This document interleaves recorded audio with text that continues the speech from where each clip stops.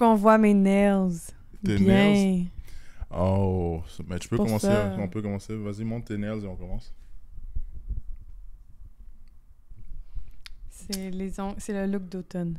Tu comprends? Bon, commençons le... Commençons le podcast. Hey, salut tout le monde et bienvenue au 8e épisode de Parlons-nous. Je suis très content d'avoir une invitée très spéciale aujourd'hui cette semaine qui s'appelle Justine, ancienne sportive retraitée malheureusement. Bon, Justine, est-ce que tu peux te présenter s'il te plaît? Ouais. J'ai 25 ans. J'étais cheerleader pour les Carabins de l'Université de Montréal pendant 4 ans. Et avant ça, j'étais cheerleader pour les Red Blacks de Ottawa pendant 2 ans. Oh, ah ouais, Oh, tu savais pas, hein? Tu savais pas? Tu savais pas? Ça, je savais Ouais. pas, ok. Je fais du cheerleading depuis que j'ai 11 ans. Mhm. Donc, c'est ça. C'était pour la majorité de ma vie. Puis, j'ai arrêté. Puis, maintenant, je suis à la découverte d'une nouvelle passion sportive que je n'ai pas trouvée encore. Alors, voilà. C'est vraiment cool. Je savais pas que tu avais fait pour les Red and Blacks. C'est quoi la différence vraiment entre professionnel et universitaire, selon toi? Dans le fond, je dirais pas nécessairement professionnel parce que c'est pas les skills les plus difficiles qu'on fait. C'est vraiment pour le entertainment. C'est vraiment du divertissement. Donc, on va miser sur des techniques, des skills qui sont impressionnants, mais certains. Dans le sens où est-ce qu'on va être sûr de les réaliser et ça va être beau esthétiquement. Et ils misent vraiment plus sur l'esthétique que les compétences.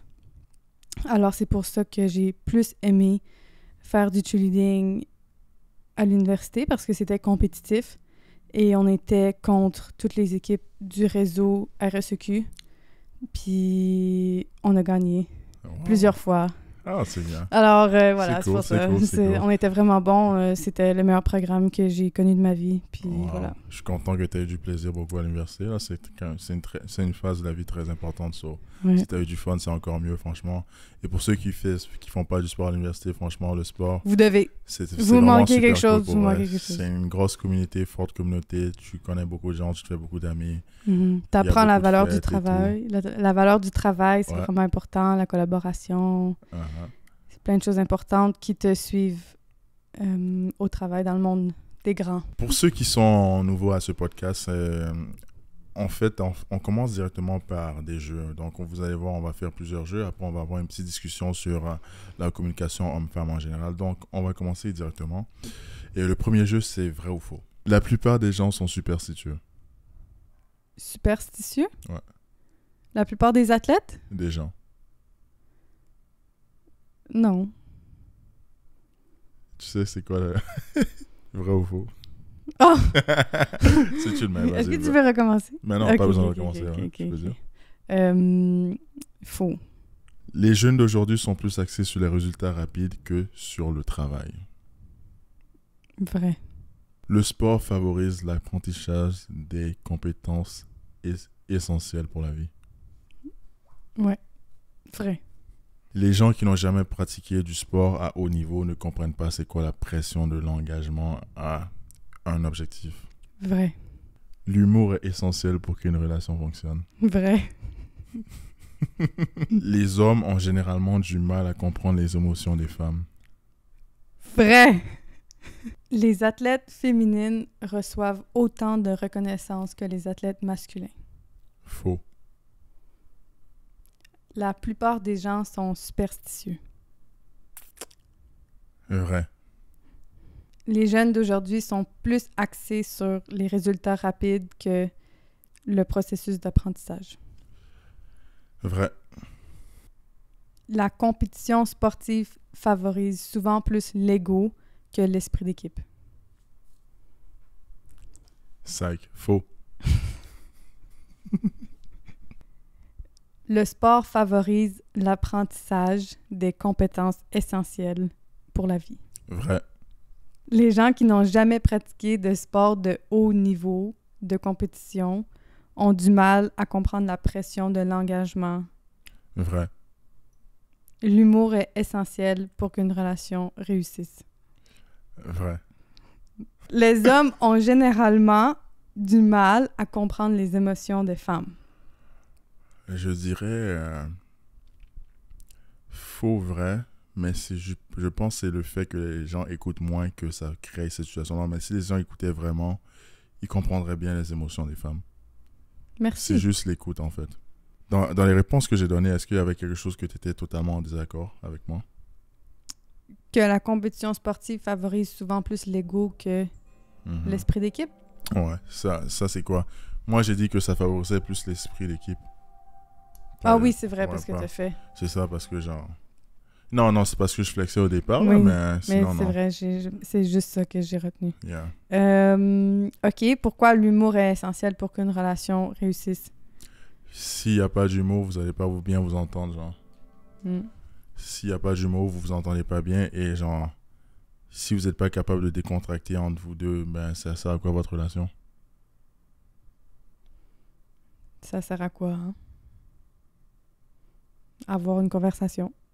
Rien de Ouais, mais plus. sinon, ça veut dire que C'est les ça. conversations sont toujours sérieuses. Est-ce que tu peux avoir des affinités avec des gens que tu as toujours des conversations super sérieuses? Mais je dis pas Non. des affinités, mais genre, est-ce que tu peux développer des sentiments super profonds si toujours c'est super sérieux? Il faut savoir être sérieux et aussi il faut savoir aussi s'amuser avec quelqu'un, Ouais. tu comprends? Je crois que une relation où la personne est sérieuse, c'est quelqu'un qui peut pas être vraiment soi-même. C'est vrai. Parce que on n'est jamais toujours sérieux. Ouais, t'as raison. C'est un Pas- comportement. Ouais, parce que c'est comme si tu mettais un masque sur la vraie personne que tu es en réalité. Parce que Ben, c'est ça. toi, ta personne, tu as plusieurs dimensions. Tu n'es pas unidimensionnel. Tu n'es pas toujours C'est sérieux en même temps, tu comprends? Fait que sans humour, c'est rien. C'est mort. Ouais, sans C'est humour, c'est mort parce que, genre, C'est mort. il faut s'amuser dans la vie un peu. Mhm. Mm. Et pourquoi les gens sont plus superstitieux? Parce qu'ils Euh, écoutent des fantômes sur Non, Discovery+. non. Ouais, t'es Hein? pas sérieux. Écoute, Mais non, j'ai plus que... en Amérique du Nord, je pense pas que les gens sont superstitieux, mais si on regarde la grande majorité sur la Terre et tout, si tu regardes dans les peuples d'ailleurs et tout, c'est sûr et certain que les gens sont très superstitieux. Donc, j'ai dit cette réponse par rapport à ça parce que Mhm. j'englobais la majorité de la Terre, pas juste l'Amérique Ouais. du Nord. Donc, ouais. tu sais qu'aux États-Unis, les édifices de hauts étages n'ont pas de 13. Le 13e étage est 14. Mais monsieur est au 13e étage, puis on est un vendredi 13, tes amis. Fait que quand je suis montée ici, j'ai dit « Oh mon Dieu, il habite sur un 13e étage. » Je me rappelais même pas qu'au Canada, on avait des 13e étages dans les édifices. Je pensais que c'était partout dans le monde. Mais non, c'est juste aux États-Unis parce qu'ils sont des freaks. Damn. Moi, je suis pas, tu vois, moi, je suis pas superstitieux sur les choses comme ça me dérange vraiment pas. Toi, tu l'es? T'as l'air un peu parce que t'as parlé de ça. Non. Mais j'aurais pensé que les athlètes sont plus superstitieux. Que s'ils Ça mangent dépend. pas leurs 3 patates avec leurs 4 asperges, puis leurs œufs tournés avec du sel sur le côté, Yeah. ils auront jamais les passes, puis ils vont jamais faire leur touchdown, puis leur yard, puis ils vont pas avoir leur point pour la saison, puis tout va aller mal, ça va te dégringoler. Wow. Attends, toi, est-ce que t'avais des petits rituels comme ça en cheerleading? Non. Non? Smoothie, Smoothie. une pâte d'ours. Les Jamais, pattes d'ours, ça fait assez que j'ai pas entendu ce truc-là. jamais sans mes pâtes d'ours. C'est ça. Bonne humeur, Ah. bon sommeil. Bon, là, on est dans la section des choix. Pour ceux qui connaissent pas, vous allez voir, je donne juste 2 options et elle va choisir celle qu'elle préfère. Tu choisis ton chien ou ton copain? Mon chien. Vivre sans sport ou vivre sans amour? Sans sport. Sport ou école? Ça va ensemble. C'est les études avec le sport et le sport avec les études. Pour moi, ça a toujours été ça, donc je pourrais pas choisir. Ok, c'est mitigé. Ouais. Victoire personnelle ou victoire d'équipe? D'équipe. S'amuser ou gagner? S'amuser. Oh my God. S'entraîner ou sortir entre amis le vendredi? Sortir en ami. Renoncer à son sport préféré ou renoncer à son plat préféré? Oh non. Je sais pas. Je pourrais pas choisir. Tu pourrais pas choisir pour moi? Ouais. Ben, renoncer à mon sport préféré, ça veut dire que plus jamais de ma vie, je pourrais le pratiquer. Ouais. Et le plat, c'est juste un seul plat, so. Ah ouais. Mais c'est mon préféré. Ouais. Est-ce que je peux alterner, comme 6 mois, je peux faire mon sport, mais sans manger de trucs après? C'est pas ça le jeu.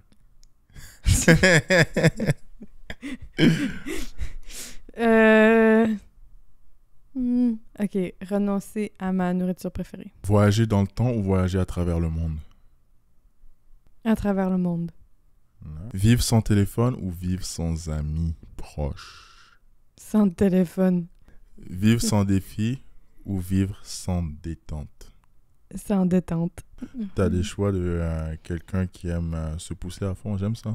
Donc maintenant, c'est à mon tour, on va voir comment moi je pense, si on a la même philosophie de la vie. Ok, t'es prêt? Yeah, je suis prêt. 1, 2, 3. Tu choisis ton chien ou ta copine?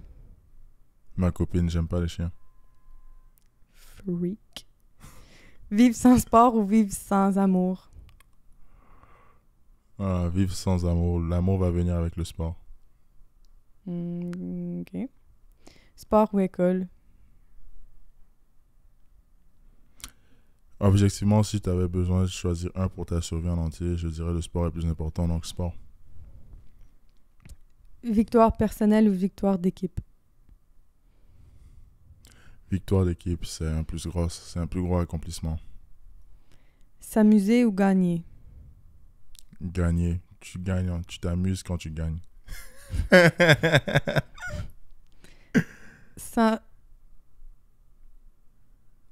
S'entraîner ou sortir en ami? Si t'avais ce choix-là la majorité du temps, je dirais, pour le long terme, je pense que le meilleur choix, c'est de s'entraîner. Sortir en ami, tu peux sortir aussi.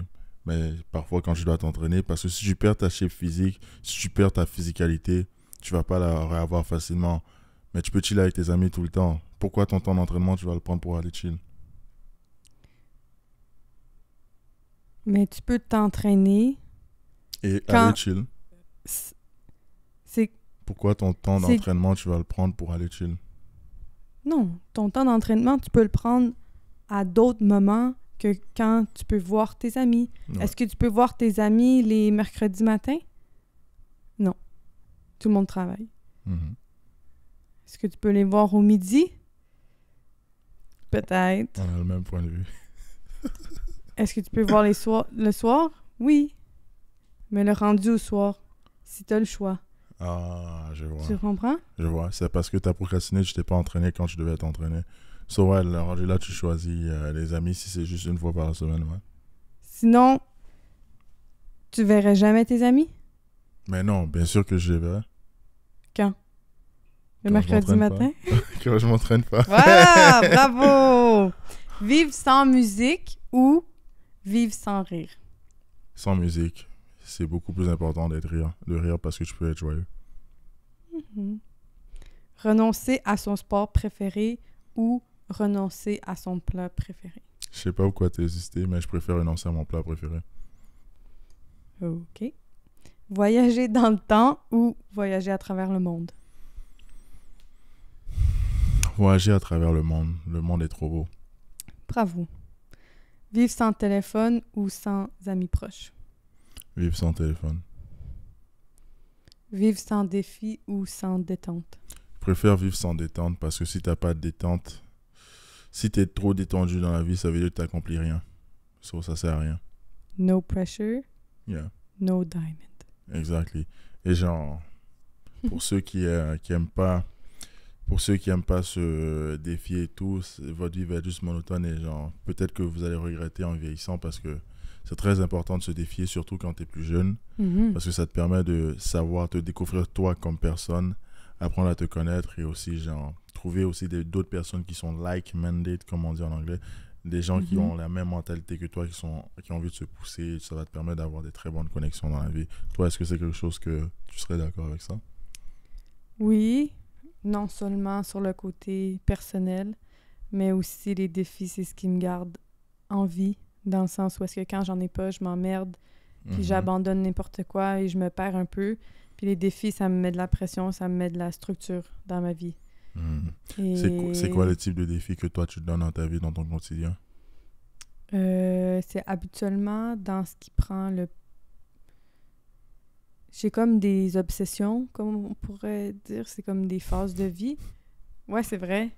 Quand j'entame quelque chose de nouveau, ça l'occupe tout mon esprit, tout mon temps, toute mon énergie, toutes mes ressources, on dirait. Donc, c'est habituellement, mettons, dans mon sport, ça prenait toute ma vie, là, je veux dire. Je me poussais dans le cheer. Après, je me suis poussée dans ma business. Après, je me suis poussée dans mon nouveau travail maintenant.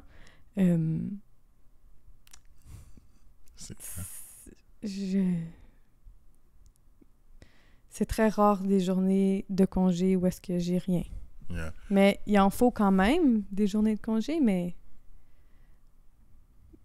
si on en a trop, on n'en a pas de besoin. C'est ça, parce que quand tu as une vie sans objectif, quand tu as une vie sans objectif dans la vie, ça fait en sorte que tu t'ennuies en fait. On n'est pas fait pour être sans but.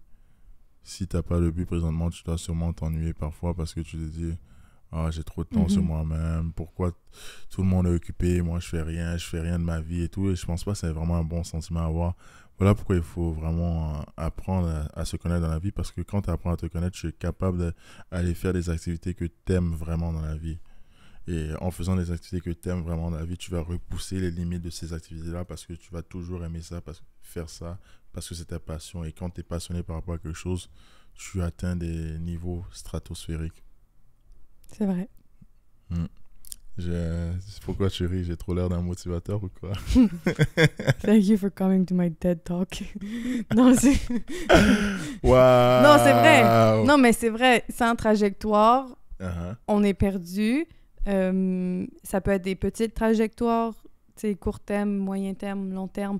Je crois que le plus important, c'est d'avoir une vision. Long terme, ça veut pas dire que dans 5 ans, ultimement, tu dois être rendu à telle place, sinon tu vaux rien. Exact. C'est pas vrai. C'est juste de savoir les standards vers lesquels tu travailles et que tu veux t'offrir. Mais il faut se connaître d'abord, tu comprends? Il faut se tester, il faut pousser ses limites pour savoir, OK, parmi mes échecs, qu'est-ce que je retiens là-dedans et qu'est-ce que je veux m'offrir. J'adore, ça prouve ta mentalité de sportif, c'est-à-dire que même par la défaite, on apprend et on est là pour apprendre, on est là pour se défier, on est là pour s'améliorer et j'adore vraiment ça. Je pense qu'on va toucher plus ça vers la deuxième partie de ce podcast qui sera un peu plus sur la discussion. Donc là, on peut entamer sur le troisième jeu qui est oui ou non. Donc je te pose une question et je me réponds par oui ou non. La pression de la société sur l'apparence physique est plus forte chez les femmes que chez les hommes. Vrai. Ah oui, excuse. Les réseaux sociaux améliorent nos relations interpersonnelles. Ça dépend to what extent. Dans le sens, oui, parce qu'on est plus connecté, donc on peut rencontrer plus de personnes, mais est-ce que les réseaux sociaux en soi vont approfondir nos relations? Non. Il est essentiel d'avoir des adversités dans la vie pour grandir. Oui. Oui. La technologie nous éloigne. Vrai. Oh my God. Oui. Excuse. Ah, tu mélanges. L'argent peut acheter le bonheur. Oh. Oui. Gold digger alert. Alert. Alert. Oui. Mais jusqu'à un certain point. On va en discuter. Aïe, aïe, aïe, aïe, aïe. La rivalité est saine. Pas toujours. Mais c'est important de s'observer, de se comparer, de voir qu'est-ce qui nous trigger, qu'est-ce qui nous rend des rivaux, tu sais. Qui nous pousse à nous dépasser dans le fond. Ouais, comme qu'est-ce qui provoque notre compétitivité, ça mérite de l'attention. Mais... Les jeunes d'aujourd'hui sont plus avancés que la génération précédente. Avancés dans quoi? Comme tu l'interprètes. Non. J'allais dire faux. Il est possible de maintenir une amitié après une rupture amoureuse. Non. Curieux. La pression de la société sur l'apparence physique est plus forte sur les femmes que sur les hommes. Non. Ah oui. Non, mais on peut en discuter plus tard, mais vraiment pas. Les réseaux sociaux améliorent nos relations interpersonnelles. Oui, parce que ça te permet d'avoir plus de conversations que tu aurais normalement. Mais mal utilisé, ça peut être très néfaste pour la psychologie de quelqu'un. Interesting. Il est essentiel d'avoir des adversités pour grandir dans la vie. Mais oui, c'est clair. La technologie nous éloigne. Oui, parce que les gens savent plus parler aux gens, en vrai. L'argent peut acheter le bonheur. De base. Oui. C'est moi la gold digger. La rivalité est saine. Oui. Les jeunes d'aujourd'hui sont plus avancés que la génération précédente. Non, on est les mêmes. Il est possible de maintenir une amitié après une rupture amoureuse. Faux. Non. Merci. Cool. Est-ce que tu peux expliquer comment la technologie nous éloigne, s'il vous plaît? La technologie éloigne les gens par le fait que parfois ils veulent, au lieu d'avoir la conversation dans la vraie vie, ils préfèrent l'avoir par la technologie. Tu comprends ce que je veux dire? Donc, disons, si tu as envie de parler à quelqu'un, ça fait vraiment longtemps et tout. Peut-être dans le temps avant, tu n'aurais pas eu l'option d'avoir la technologie, de dire, ah, viens, on va faire un FaceTime ou je sais pas quoi. Tu te serais forcé pour faire un rendez-vous en vrai. Mais maintenant, tu as l'option de dire, ah, viens, on va faire, je vais envoyer un message texte, je comprends. Ça te donne une excuse de plus de ne pas voir la personne en vraie vie. Donc, je trouve que ça crée un éloignement par cette optionnalité-là. Ouais, un éloignement physique. Mais cet éloignement physique cause directement un éloignement mental en même temps. Tu penses que oui? Ouais, parce que si tu vois pas quelqu'un depuis longtemps, c'est quand même dur, non? Ouais, mais si tu lui parles à tous les jours. C'est vrai que ouais, t'as raison. En FaceTime. Yeah. Toi, c'est quoi ton opinion? La technologie peut en même temps... Rapprocher aussi, mais... Maintenir. Pas nécessairement rapprocher. Ouais. Mais malgré la distance. Ouais, ça, je suis d'accord. Ça peut maintenir les liens malgré la distance, mais si c'est bien utilisé. Je dis dans le fond que l'éloignement, c'est plus par rapport à la société en entière, tu comprends? En entier. Donc, parfois, tu vas voir des choses qui sont totalement incroyables sur Internet et ça va créer la division. Tu comprends? Donc, sur ce plan-là, je trouve que la technologie éloigne les gens. Ouais. Ouais. La technologie peut être polarisante. Sur les médias, surtout. Mais maintenant, avec les nouveaux règlements sur les nouvelles dans les médias, je sais pas si tu as remarqué, mais on n'en voit plus des nouvelles sur Instagram ou sur Facebook. Ouais, parce que justement, ça crée du fake news. Ça fait juste... nouvelles législations. Ça fait juste alimenter les idéologies non fondées et tout. Et la division. Donc voilà. Mais il y avait un autre truc que tu n'étais pas d'accord avec moi. C'est quoi déjà? J'avais dit un truc que tu n'étais vraiment pas d'accord. Que tu choisis ta copine over le chien? Ouais. Mais si c'était dans l'autre avant. Ouais, c'était dans l'autre avant, mais c'est pas grave. Mais oui, j'ai choisi un humain avant un animal. Je sais quoi, un animal, c'est un animal, ça n'a pas plus de valeur qu'un homme. Ouais, mais femme. Écoute-moi, quand ton animal va décéder, après tu pourras retourner à ta copine. Mais ton animal, lui, il vit seulement pour une petite partie de ta vie. Tu vois, il représente juste une petite partie. Donc si tu l'as, c'est ta responsabilité de lui donner la meilleure vie que tu peux lui donner parce que tu t'es engagé à le prendre. Lui, il t'a pas demandé, lui. Il a pas voulu t'avoir comme parent. T'as totalement raison. Donc... Mais si t'as le choix de choisir un être humain et un animal, tu choisis quoi? Entre ta question qui est le copain ou le chien, je vais prendre le chien. Did I stutter? Non. Non, c'est ça. Non. C'est quand même, je trouve ça quand même curieux parce que moi, c'est pas quelque chose que je ferais parce que je trouve que la vie humaine a plus d'importance que la vie animale. Mais pourquoi t'aurais un animal alors? Si tu peux pas t'engager à 100%. C'est ça que c'est?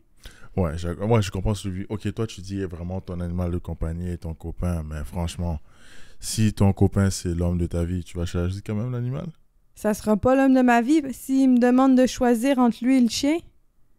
Ah, c'est comme ça. Voyons! C'est quoi cette question? Non, ok, attends. On te dit, c'est le jour du jugement. Tu dois choisir entre ton copain et ton animal. Tu sauves un. Tu sauves qui? Wow! Là... Il y a personne qui meurt, là. OK? On a fait une hypothèse. Joue au jeu. Tu choisirais qui? Non, je sais pas. Tu ne me dis pas que tu vas choisir le chien. Waouh! C'est sérieux, là, juste. C'est sérieux. Tu choisirais le chien? Je sais pas. Ça me met de la pression. C'est que ça me met des idées dans ma tête. Des images dans ma tête que je veux pas avoir, qui me rendent bouleversée. Donc, qui n'existent même pas. Tu choisirais quoi? C'est le père de tes enfants. Et tu dois choisir entre le père de tes enfants et un petit chien. Tu choisis qui? Le père de mes enfants. Ok. Mais je serais déprimée pour le restant de ma vie. À cause du petit chien? Ouais. C'est quand même intéressant, en fait. Ouais, c'est bien, en fait. Parlons un peu d'animaux de compagnie, en fait. Moi, je suis pas vraiment quelqu'un que... Je suis pas un adepte des animaux de compagnie. Je les déteste pas, je les aime pas non plus. Peut-être que je vais recevoir du hate pour ça, mais c'est pas grave. Mais comme... je sais que beaucoup de gens connectent beaucoup avec les animaux de compagnie. Toi, est-ce que tu serais quelqu'un qui aurait des animaux de compagnie? Oui. C'est quoi qui donne ce sentiment-là, ce besoin d'avoir des animaux de compagnie? Alors, un animal va te donner de l'amour inconditionnel. Ça, c'est numéro 1. C'est un animal qui va toujours t'accueillir quand tu rentres chez toi, n'importe quand, que tu sois sorti pour aller acheter du lait au dépanneur ou sorti toute la journée pour aller travailler. Le chien va toujours être content, ou le chat, de te voir rentrer. Donc, c'est accueillant. Ça amène de la vie dans une maison. Ça amène l'élément feu. Dans la maison, on en a besoin pour l'équilibre d'une maison. Surtout toi qui es dans un high-rise, qui a beaucoup de métal. Ça amènerait de l'équilibre chez toi si tu avais un animal de compagnie ou d'autres symboles de l'élément feu. Ouais. Mais voilà. Ils sont juste trop cute, ils sont drôles. On parle même pas le même langage, mais on réussit à se comprendre. Ah, ça c'est vrai. C'est vrai que... Ils sont juste toujours contents, ils sont toujours positifs. Mais il n'y a pas des êtres humains qui sont capables d'être comme ça? Non, parce qu'on est trop émotifs. Puis on a un vocabulaire trop développé, puis on est trop capable de s'exprimer, alors que des fois, il faut pas nécessairement toujours s'exprimer, il faut juste être dans le moment et vivre ses émotions. Et les chiens nous permettent de faire ça. C'est bien, c'est cute. Est-ce que tu marierais un chien? Non. mais vraiment, il faudrait que n'importe qui s'engage avec un animal de compagnie doit savoir comment s'en occuper, il doit prendre connaissance de la race de chien, de ses besoins et tout. Tu peux pas juste freestyle comme ça, l'élevage. freestyle education. Ouais, non. Bon, j'aime les animaux de compagnie, mais on n'est pas là pour ça ici. Nous, on est là pour les discussions entre hommes et femmes. Communication homme-femme, pas la Donc, communication avec les animaux. Exactement. Donc, on va aller dans une question qui me plaît bien, en fait. Toi, tu as été sportif, tu as fait haut niveau sportif. Tu dirais que ça t'a aidé comment dans ta vie être sportive? D'avoir une bonne hygiène de vie, être habitué de travailler vers des objectifs nécessairement pour avancer, la valeur du travail, rapport travail-récompense dans un sens, la discipline en même temps, la valeur de l'engagement, la ponctualité. Oh my goodness! Ouais. La ponctualité. Dis-toi, j'ai réussi à être à l'heure seulement pour mon sport dans ma vie. Le sport, c'est la seule chose qui me garde à l'heure. C'est très difficile pour moi d'être à l'heure ailleurs que... Pourquoi? Parce que la pression puis la conséquence après est tellement grande que tu veux pas te retrouver dans cette position-là. Ça, c'est les confessions des employés qui s'apprêtent à se faire virer ou quoi? Non. T'arrives en retard au travail ou quoi? Non, j'arrive pas en retard. Non, mais je veux dire, c'est flexible. C'est flexible. Ok, je comprends. Je suis pas obligée d'arriver à... À 100%. À une heure précise. Ouais, j'avoue que le sport, ça permet d'avoir une certaine discipline dans la vie, en fait, qui te permet de pouvoir être bien carré. Puis j'ai oublié de dire le travail d'équipe.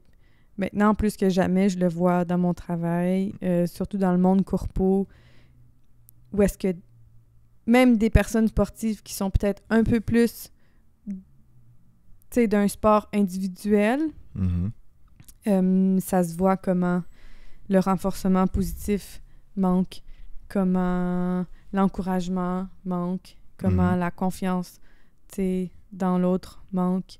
C'est pas tout le monde qui a ces réflexes-là non plus, donc je pense que être dans le sport le plus longtemps possible dans ta vie va te permettre d'être un employé idéal avec lequel travailler, avec qui les autres personnes vont vouloir travailler avec. T'es un bon coéquipier en même temps. En fait, ouais, le sport, c'est vraiment bien. On sait tous qu'il y a le sport masculin et le sport féminin. Est-ce que parfois, tu as eu des accrochages avec des athlètes dans la vie d'un... Mais tu te mets à rire, là, c'est sûr que... Ok, explique. C'était quoi? Pourquoi? Et qui était relié à la communication homme-femme, parce que tu étais une femme ou parce que c'était un gars, il y a eu juste un problème d'un malentendu. Malgré qu'il y a des gars dans le cheerleading, ça n'a jamais été avec les gars avec qui j'ai eu des accrochages. Les seules personnes avec qui j'ai eu des accrochages, c'était des athlètes qui ne voyaient pas la compétition de la même manière que moi. Pour moi, c'était vraiment important de donner son 115% en pratique pour être habitué et capable de donner son 115% en compétition. Il faut être capable de se mettre dans cette mentalité-là en pratique quand on n'a pas la pression de performance du public. Et ça me rendait très frustrée de voir mes coéquipiers qui prônaient le plaisir et donner le meilleur qu'on peut. Et tu sais, comme non. Non, donc toi, t'es quelqu'un d'assez sévère dans le sport, on peut dire. Mais pas sévère, mais you're on the mission. Ouais, puis surtout au carabin, quand on a plus de titres que je peux compter sur mes deux mains dans le cheer. Non seulement dans le cheer, mais dans tous les autres sports, toutes les autres divisions. Non, pour vrai, on est trop bon. On est boosté. Blue. L'autre côté de la montagne. Je vais pas venir hate ici. On va pas faire des bagarres ici. Je vais pas argumenter. On a une fierté, on a un honneur à protéger et à préserver et à continuer. Donc voilà pourquoi j'étais très intense. Dedans. C'était pour honorer. Puis moi, je pouvais juste imaginer toutes les personnes qui se sont pas fait prendre aux auditions, puis qui donneraient leur 100 000 % pour être à la place des personnes qui sont comme « Ah, mais je sais pas. Ah, ben moi, je m'entraîne juste une fois toute seule, tu sais, dans mon temps personnel. » J'adore ça. Non, faut que tu t'entraînes tout le temps, plus que toutes les autres, comme... En tout cas, faut montrer l'exemple. En fait, ce que tu viens de me faire dire vient juste me faire penser à une analogie de la vie et je trouve que c'est vraiment parfait. Je suis un motivateur. Je suis un motivateur, pour vrai. Dans le fond, dans la vie, toutes les positions que tu as, tout ce que tu as dans la vie, il y a minimum 1 million de personnes qui veulent la même chose, mais c'est toi qui l'as eu. Au lieu d'être ingrat, au lieu d'être confortable et tout, prouve au moins que c'est toi qui méritais ça. C'est-à-dire, travaille fort pour ça. Si tu as un travail, donne-toi à 100 000 %. Il y a des millions de personnes qui aimeraient être à ta place. Donc, ne reste pas sur tes lauriers. Travaille fort pour pouvoir te dépasser dans la vie. Parce que quand tu restes même confortable et tout, il n'y a même pas de plaisir, il n'y a pas d'épanouissement à être trop confortable. And even on your worst day, you're living somebody's dream. Wow, j'adore. Quête, ok, code girl. Tu fais triste, moi aussi. Damn, j'aime ça. Mais c'est vrai. En tout cas. C'est quand même très intéressant pour vrai. Est-ce qu'il y a un truc que tu aimerais que les gars en comprennent plus sur les filles?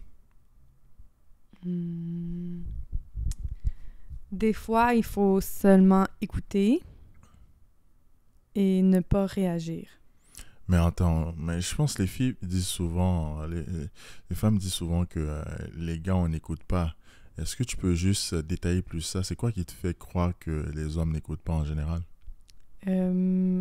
Parce qu'ils vont rester sur leur interprétation de ce qu'on dit.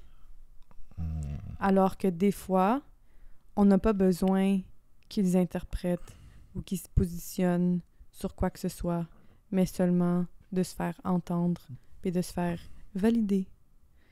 Souvent, quand un homme va réagir face à nos émotions, face à nos moments indécis, face à n'importe quoi qu'ils comprennent pas chez nous, c'est correct de pas nous comprendre, mais c'est dans ce moment-là qu'ils peuvent réagir de manière comme ouverte quand même, au lieu de... Je comprends donc. Si au lieu de recadrer comment on se sent.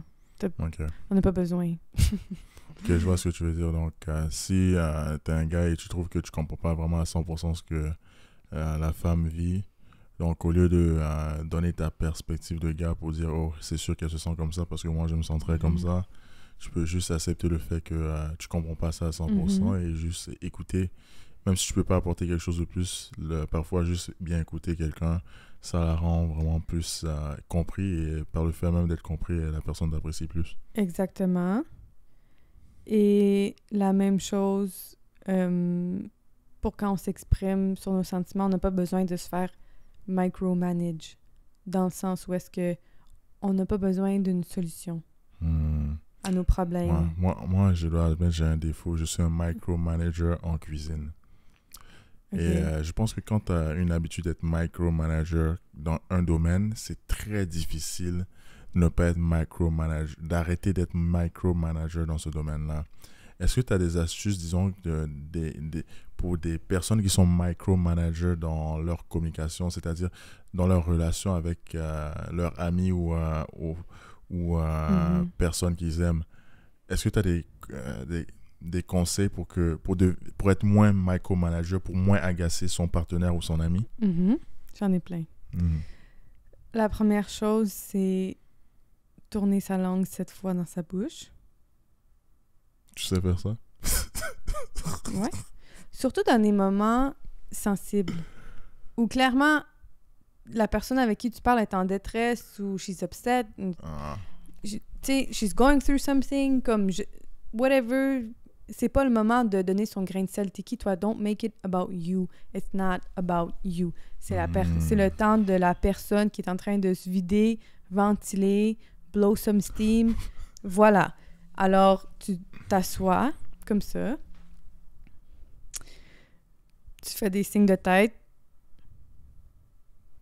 Tu laisses finir. Tu dis même pas un mot, là. Tu laisses tout le temps à la personne. Tu n'as même pas besoin de rien dire, là. C'est super facile. Tu sauves plein d'énergie, là. Tu dis rien. Là, quand tu vois que la personne elle a terminé, tu dis « Est-ce que tu me permets de donner mon opinion par rapport à ça? » Ah oui, là, la personne, elle va te dire oui ou non. J'adore le « est-ce que tu me permets ?» Je pense que c'est vraiment une très bonne technique. Oui. Ou est-ce que tu me permets est-ce que tu voudrais entendre mon point de vue? Qu'est-ce que tu as besoin de moi en ce moment? Tu sais, tu peux dire ça. Tu peux aussi dire wow, je comprends comment c'est difficile ce que tu vis. Ça sonne vraiment, vraiment tough. Ça n'a pas dû être facile pour toi. J'aime bien tous tes conseils, mais disons que si la personne ne pense pas ça... Pense pas quoi? Ne pense pas le « wow, ce que tu as vécu, c'est vraiment très difficile ». Comment la personne devrait exprimer ça alors, si la personne n'est pas d'accord avec ce que l'autre personne est en train de dire? Disons que tu te plains pour quelque chose et moi, je trouve que c'est vraiment rien. Et j'ai pas envie de mentir en te flattant. C'est quoi je devrais dire? Moi, par exemple, je sais qu'il y a plein de gars qui sont dans cette situation que peut-être que pour eux, ce que leur partenaire vit est vraiment pas si important que ça. Donc, comment ils devraient exprimer ça sans mentir? Parce qu'on veut pas mentir pour dire que c'est super important, mais dans notre cas, on le pense pas. Comment on pourrait exprimer ça? C'est une très bonne question. Sans heurter les feelings de la femme. D'abord, tu pourrais te demander pourquoi tu juges, tu sais, pourquoi tu te positionnes face à ça. Dans le fond, quand la personne te parle de quelque chose, elle a juste besoin de se faire valider. C'est ça que je veux dire. Les filles, là, on a juste besoin de faire valider nos émotions. On s'est fait dire depuis des décennies qu'on est hystérique. Qu'on est trop sensible, qu'on est trop émotive, qu'on est trop ci, trop ça. Là, quand on est trop froide, mais là, pourquoi tu penses comme un homme? Tu penses ci, juste, laisse-lui l'espace. C'est tout. Fait que ma réponse, c'est, même si tu le crois pas dans ton cœur, ben, fais semblant. Les gars, c'est pas moi qui l'ai inventé, c'est clair. Donc, faut faire semblant. Jusqu'à temps que ce soit calmé. Tu sais, laisse-la revenir normal, réguler son système nerveux. Et après, là, tu peux... Laisse la poussière retomber. Après, tu reviendras, mais... J'aime ça comme un conseil parce qu'au moins, ça permet de calmer la personne avant la tempête. Mais est-ce que tu parles d'une situation où est-ce que la personne te reproche quelque chose? Non, pas reprocher, mais disons que tu n'es vraiment pas d'accord avec ce que la personne dit. Genre... Mais... C'est ça, tu n'es vraiment pas d'accord avec ce que la personne dit. Et c'est ça. Et tu n'aimerais pas mentir pour dire que tu es d'accord avec ça. Moi, c'est plus dans cette optique-là. Fait que ça reviendrait quand même à laisser le temps à la personne pour finir ce qu'elle a à dire. Valider d'une manière, tu peux dire ouais, ça a du sens ce que tu dis. Est-ce que tu me permets de donner mon point de vue? Est-ce que tu cherches à connaître mon point de vue sur ça? Comme c'est pas... Le but, c'est pas non plus de se prendre la tête. Pourquoi? Si c'est quelque chose qui n'a même pas rapport à toi. C'est vrai. À la première place. C'est pour ça quand je dis écouter, des fois, on a juste besoin de se faire écouter. Franchement, pour ceux qui l'ont pas encore assimilé, en fait, la partie la plus importante dans la communication, c'est vraiment l'écoute. Il n'y a pas une seule bonne communication sans excellente écoute. Donc, toi-même qui regardes ce podcast-là, s'il te plaît, fais un effort cette semaine à écouter un peu plus, 1% de plus, mieux, toutes les personnes à qui tu communiques, avec qui tu interagis. je te dis, ça va vraiment améliorer ta vie. Fais juste un effort supplémentaire pour mieux écouter. Toi, est-ce que tu as des astuces qui te permettent de mieux écouter quelqu'un pour te sentir vraiment connecté à la personne quand tu communiques avec la personne? Mhm. J'essaie d'établir déjà une distance